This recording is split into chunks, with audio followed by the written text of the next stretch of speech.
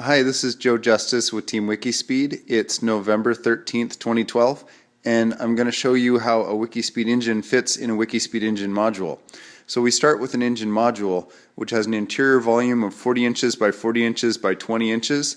It's made out of 1 1/4 by 1 1/4 by 1/8 inch wall thick aluminum tube, and that's aluminum 6061 T6.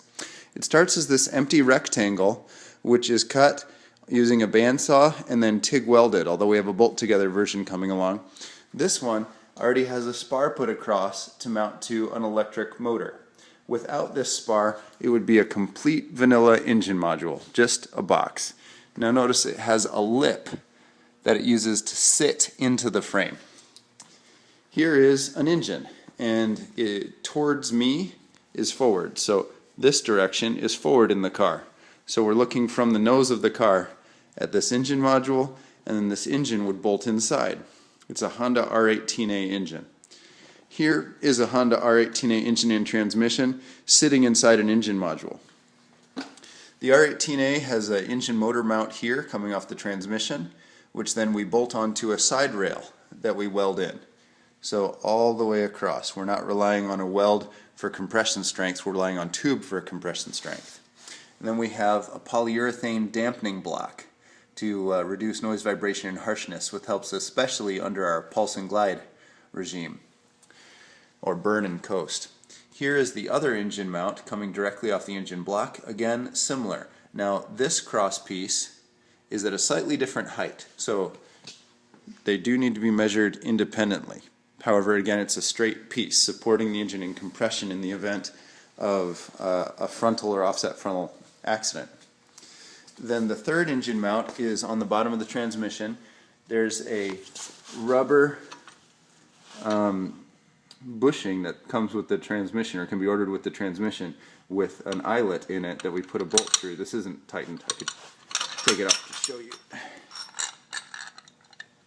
It's on a riser if needed, so we can go straight across the frame, and then it bolts through. And this, we're already using the metal inset bushing, so we don't need to have another polyurethane bushing block. And that is how the engine and transmission sits in the frame. Now the axles come off the transmission right outside and right outside to sit in the car. In 3 space, if we're looking at the side of an engine module, the axles exit right about here. Right about a little below middle, and I think it's about 8.5 inches from the rear. I could look at CAD to check, or if you have access to the WIKISPEED CAD Dropbox, you can check. Here's another engine and a transmission ready to go, again facing the same direction, and another engine and transmission ready to go. So if we're looking from the back of the car, so here's the car next to us for reference, these are angled in line, this engine module would go directly inside the back of the car. We'd lift off the car body and then roll the engine module in the back to rest in the frame.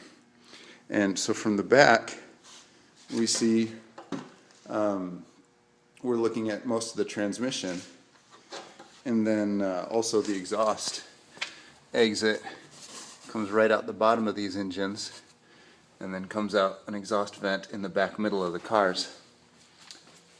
Here's our exhaust header. The header's been unbolted from this engine.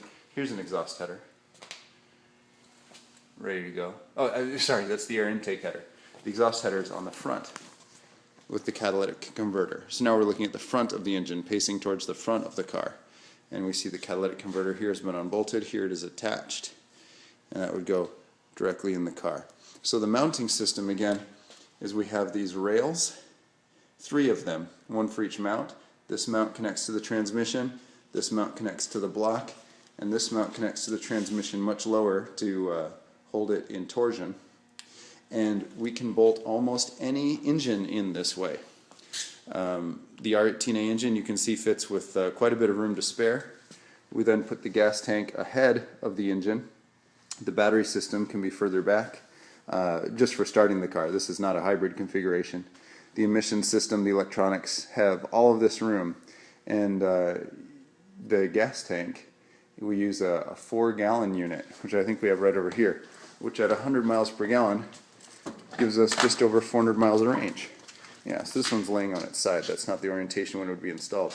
But you can see compared to my hand, it's very small, the 4-gallon tank.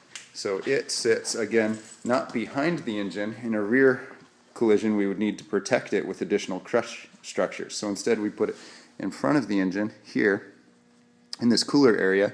The hot area with the catalytic converter is over to the right.